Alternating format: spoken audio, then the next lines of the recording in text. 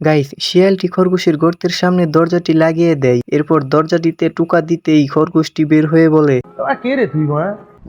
Myself, Samsul Loman Sopon, ওরফে এলেন সফন। Guys, এখানে হাঁসটি দৌড়াতে দৌড়াতে সামনের থাকা পুকুরের দিকে যাচ্ছিল, কিন্তু খরগোশটি মানা করতেছিল, কিন্তু হাঁসটা পুকুরে ড্রাইভ দিয়ে ফেলে। আমার কি হাত ফেল করবে? এটা হাস্যকর। তুই মারাচ্ছিস আমাকে?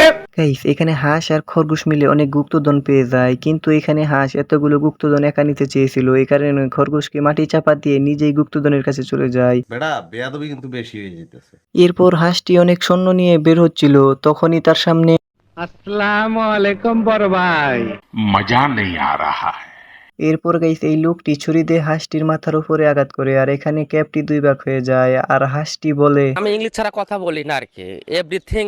এইখানে এই লোকটি দৌড়াতে দৌড়াতে আসতেছিল হাঁসটিকে মারার জন্য, কিন্তু হাঁসটি এখানে সময় মতো লুকিয়ে পড়ে, আর এখানে লোকটি এসে দেখে একটি খরগোশ। কি প্রবলেম? ওর নাম কি? No problem. নাম কি?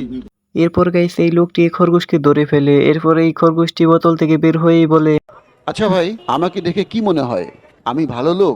এরপর গাইস, এখানে শিয়ালটি খরগোশের গর্তের উপরে একটা মেশিন সেট করে দেয় খরগোশকে এখানে বিস্ফোরণ ঘটানোর জন্য, কিন্তু খরগোশ অন্য একটা গর্ত দিয়ে বের হয়ে শিয়ালের কাছে এসে দেখতে থাকে শিয়াল কি করতেছে। এরপর গাইস, খরগোশটি শিয়ালকে বলে, ভালো হয়ে যা, এখনো সময় আছে। এইখানে হাঁসটি স্যান্ডউইচ খাচ্ছিল, আর স্যান্ডউইচ খেতে খেতে বলে, তো গাইস, আজকের ভিডিও এই পর্যন্তই। তোমাদের যদি এই ভিডিওটা ভালো লেগে থাকে তাহলে অবশ্যই কমেন্টে জানিয়ে দিবা, আমি এই ধরনের ভিডিও আনতে থাকবো।